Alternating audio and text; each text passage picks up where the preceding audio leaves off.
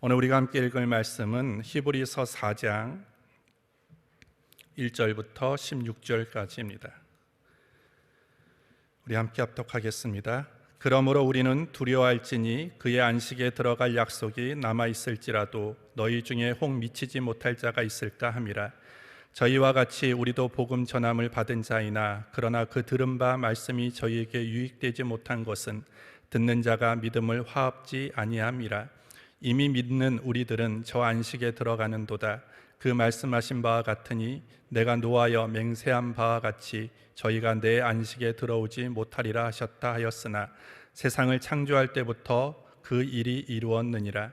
제7일에 관하여는 어디 이렇게 일렀으되 하나님은 제7일에 그의 모든 일을 쉬셨다 하였으며 또 다시 거기 저희가 내 안식에 들어오지 못하리라 하였으니 그러면 거기 들어갈 자들이 남아있거니와 복음 전함을 먼저 받은 자들은 순종치 아니함을 인하여 들어가지 못하였으므로 오랜 후에 다윗의 글에 다시 어느 날을 정하여 오늘날이라고 미리 이같이 일렀으되 오늘날 너희가 그의 음성을 듣거든 너희 마음을 강팍해 말라 하였나니 만일 여호수아가 저희에게 안식을 주었다면 그 후에 다른 날을 말씀하지 아니하셨으리라.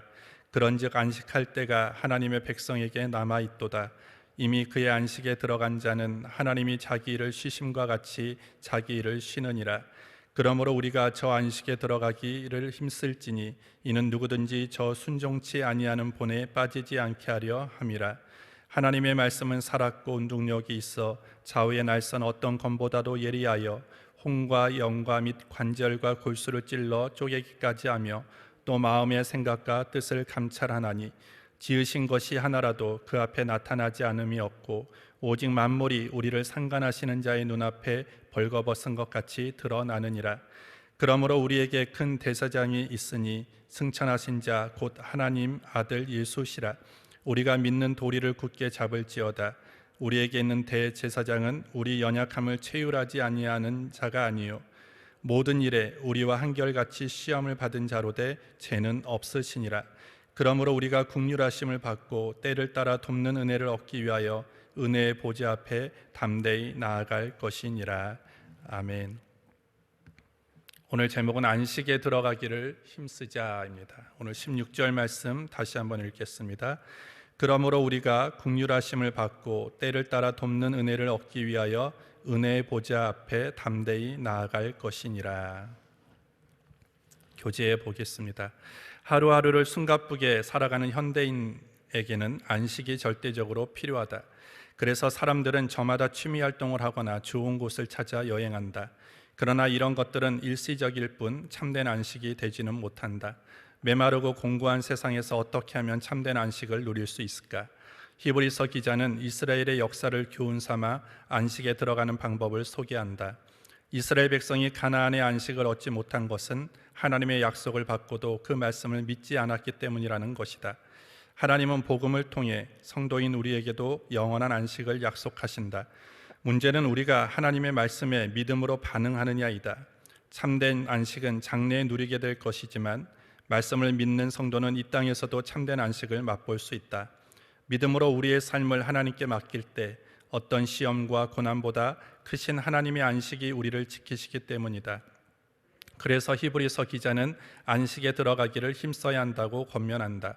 혹 마음이 강팍하여 말씀을 믿지 않는다면 우리에게 힘이 되어야 할 말씀이 날성검으로 변하여 우리의 삐뚤어진 마음과 생각과 뜻을 감찰하고 심판할 것이라고 경고한다.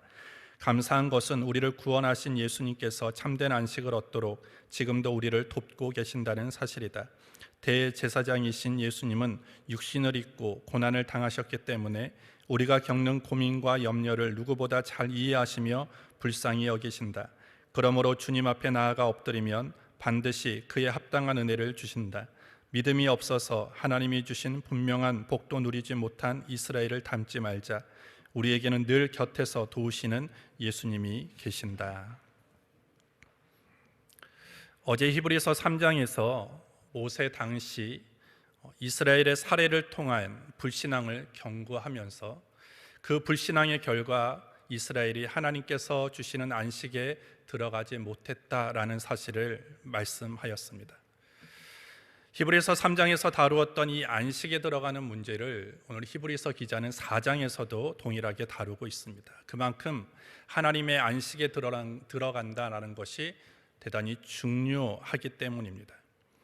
오늘 우리의 인생이 이 땅에 사는 동안 위대한 일을 많이 하고, 그리고 가치 있는 일을 많이 하고, 그리고 선하고 아름답게 살아간다는 것이 대단히 중요합니다.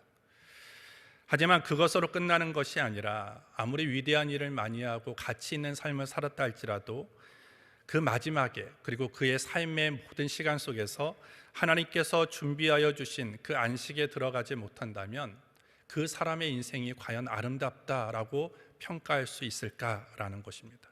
그렇지 못하죠. 따라서 이 땅에서도 우리는 정말 가치 있는 삶을 살아야 되고요, 위대한 일도 해야 됩니다.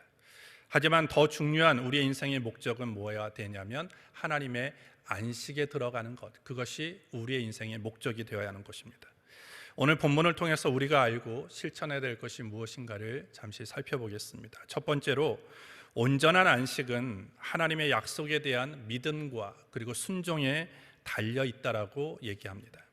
1절을 보십시오. 그러므로 우리는 두려워할지니 그의 안식에 들어갈 약속이 남아있을지라도 너희 중에 혹 미치지 못할 자가 있을까 함이라 라고 말씀을 합니다.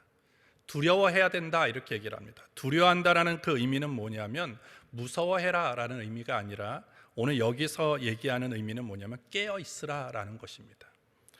빌립보서 2장 12절에서 바울은 이런 얘기를 합니다. 그러므로 나의 사랑하는 자들아, 너희가 나 있을 때뿐 아니라 더욱 지금 나 없을 때에도 항상 복종하여 두렵고 떨림으로 너희 구원을 이루라 라고 얘기를 합니다.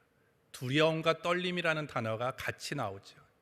오늘 본문에서 너희는 두려워해라, 우리는 두려워해야 된다라고 하는 의미는 무서워하라는 의미가 아니라 오늘 이 빌립보서에서의 그 단어를 우리가 잘 비교해 보면 우리가 하나님의 안식에 들어갈 수 있도록 늘 우리는 깨어 있어야 된다.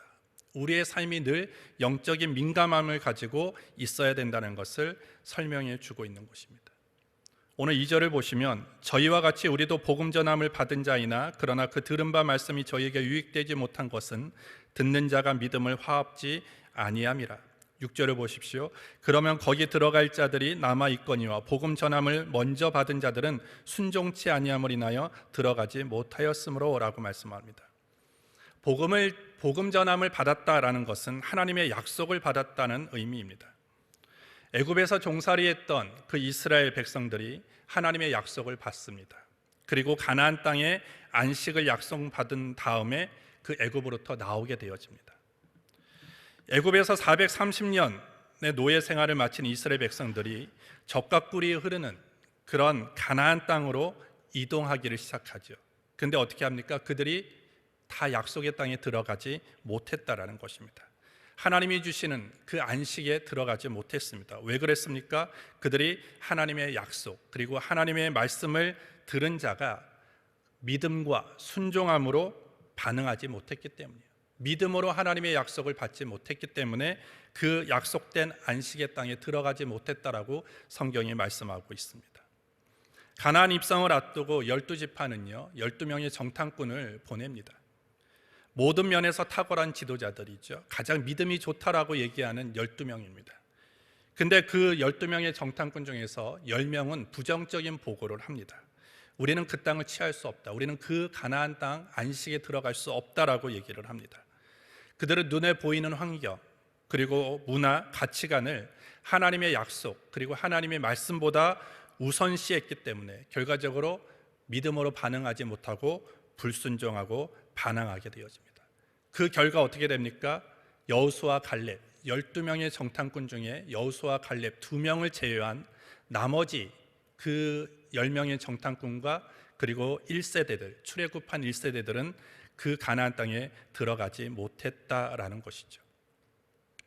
따라서 우리가 안식에 들어가느냐 못 들어가느냐, 그 중요한 기준, 그리고 중요한 키는 어디에 있느냐? 우리가 하나님의 말씀과 약속에 믿음으로 반응하느냐, 순종함으로 반응하느냐에 따라 그 결론이 내려진다라는 것입니다. 11절을 보십시오. 그러므로 우리가 저 안식에 들어가기를 힘쓸지니 이는 누구든지 저 순종치 아니하는 본에 빠지지 않게 하려 함이라. 복음을 전함을 받았다, 즉 하나님의 약속을 받았다고 해서 모두가 하나님의 안식에 들어가는 것은 아니다라고 얘기를 합니다.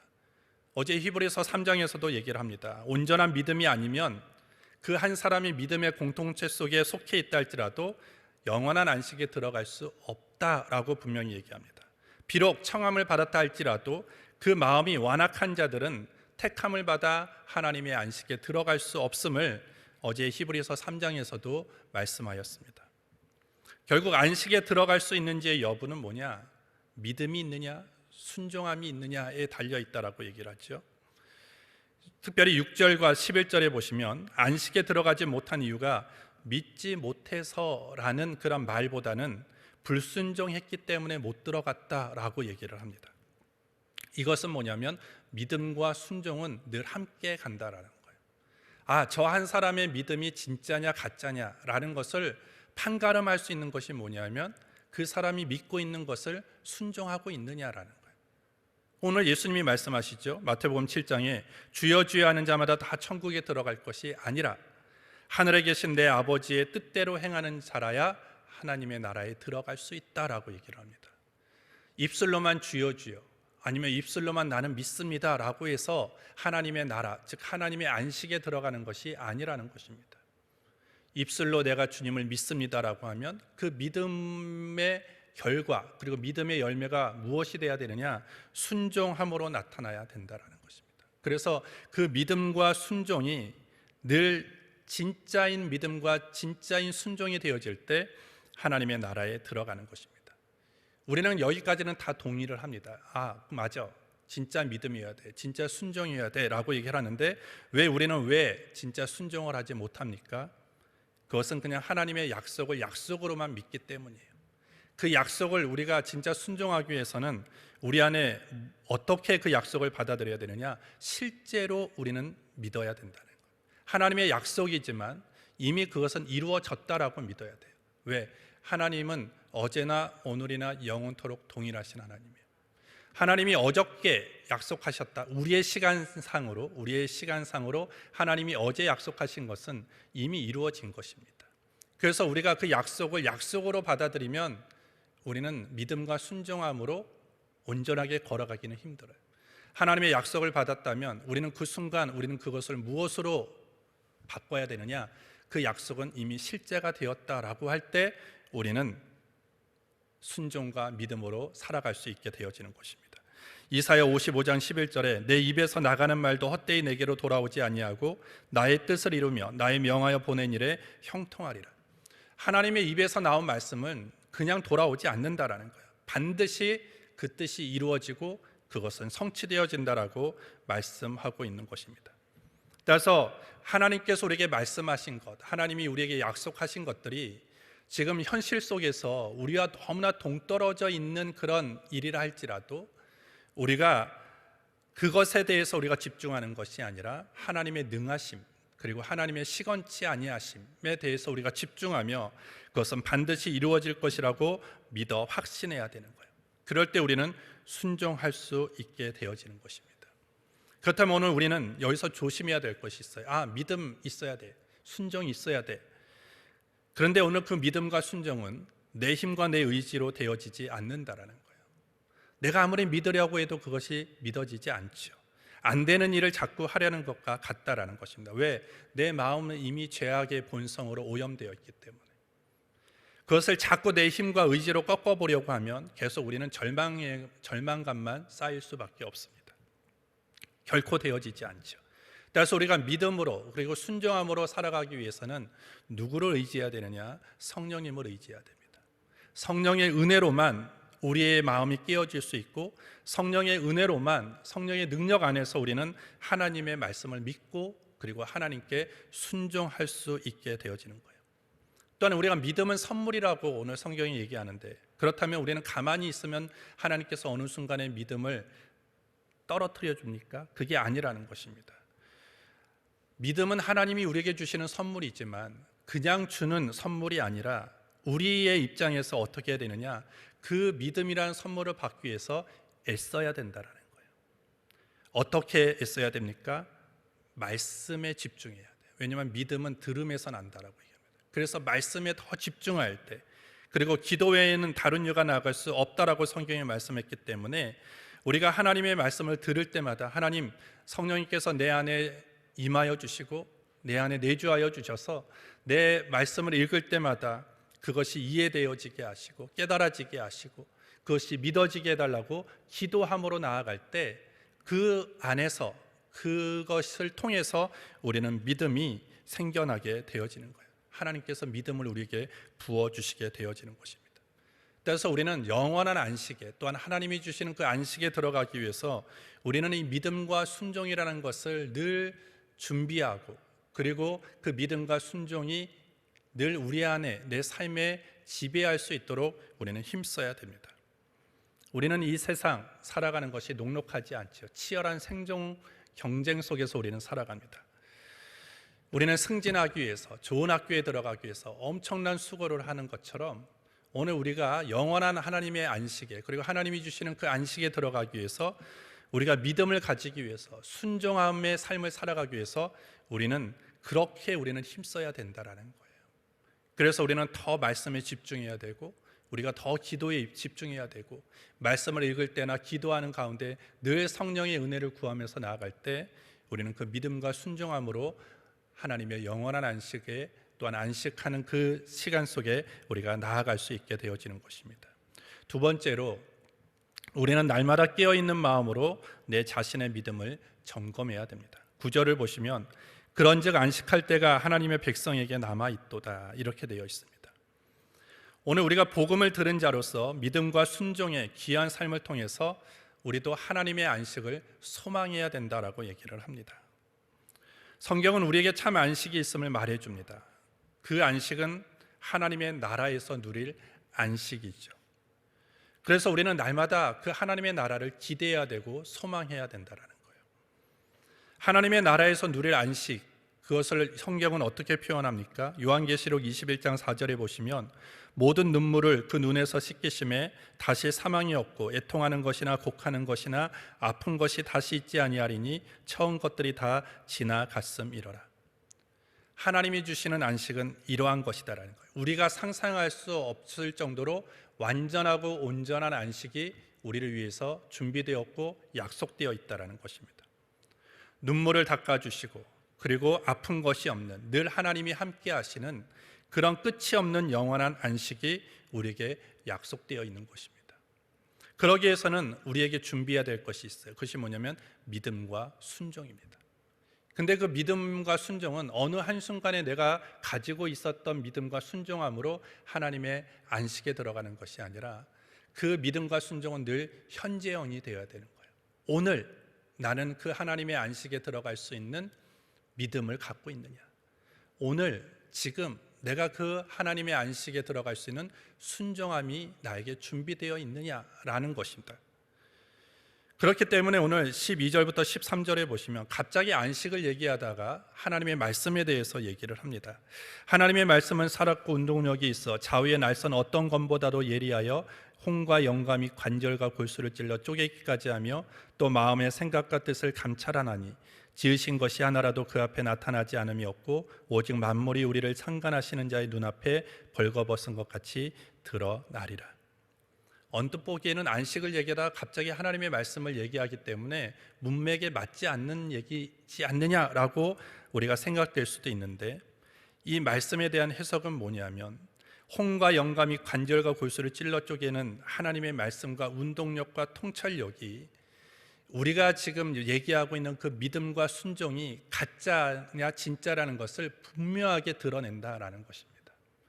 우리가 그렇기 때문에 입술로만 그리고 내 어떤 가짜로 뭔가를 속일 수가 없다라는 것이죠. 하나님의 안식에 들어가기 위해서는 그렇기 때문에 진짜 믿음을 가지고 있어야 돼요. 그리고 진짜 순종함이 있어야 된다라는 것입니다. 여러분들, 하나님의 말씀은 우리가 보통 엑스레이 그것이면 거의 다 나오죠. 그것으로도 좀 어렵다면 CT, MRI 이런 것들을 통해서 우리 신체 구조가 다 드러납니다. 하나님의 말씀은 그것보다 더 세밀하고 더 정확한다라고 얘기를 하는 것입니다. 12절 후반절에 마음의 생각과 뜻을 감찰하신다라는 거예요. 하나님은 우리 마음속에 있는 생각과 감정까지 다 알아내시기 때문에 내가 지금 하나님의 안식에 들어갈 수 있는 믿음 그리고 순종, 그것이 완전하게 드러난다라고 얘기를 하는 것입니다. 따라서 우리는 적당하게 믿으면 안 돼요. 그리고 적당하게 순종하면 안 된다라는 것입니다. 늘 하나님의 말씀 앞에서, 그리고 하나님 앞에서 우리는 늘 두렵고 떨림으로 서서 늘 깨어 영적인 민감함을 가지고 하나님의 말씀에 주의를 기울이고 그 말씀을 철저하게 믿고 그리고 그 말씀에 철저하게 순종함으로 나아갈 때, 그렇게 우리가 힘쓸 때 우리는 하나님이 주시는 그 안식으로 우리는 나아갈 수 있게 되어진다는 것입니다. 그래서 우리는 사람을 속일 수 있어요. 사람은 어떤 행위로 인해서 저 사람이 여러 가지 일들을 통해서 믿음이 좋다 이렇게 평가를 하지만, 하나님은 그 모든 것들을 감찰하십니다. 진짜 믿음을 가지고 순종하는지 아니면 그렇지 않은지, 누구에게 보이기 위한 믿음과 순종인지를 하나님은 정확하게 감찰하신다라고 말씀합니다. 오늘 이 자리에 모이는 저와 여러분들이 주님이 오시는 그날까지 적당하게 예수 믿고 적당하게 순종하는 것이 아니라 오늘 우리의 모든 것들을 감찰하시는 하나님 앞에 순전한 마음으로 온전한 태도로 믿고 순종함으로 나아가는, 그래서 하나님의 안식의 주인공이 되어지는 저와 여러분들이 되기를 주님의 이름으로 축복합니다. 하나님 아버지 감사합니다. 오늘 이 아침 주의 전으로 불러주셔서 주를 예비하고 또 주의 말씀 속에서 결단하게 하신 것 감사합니다. 우리 힘으로 할 수 없습니다. 성령님 도와주시옵소서. 예수님의 이름으로 기도합니다. 아멘.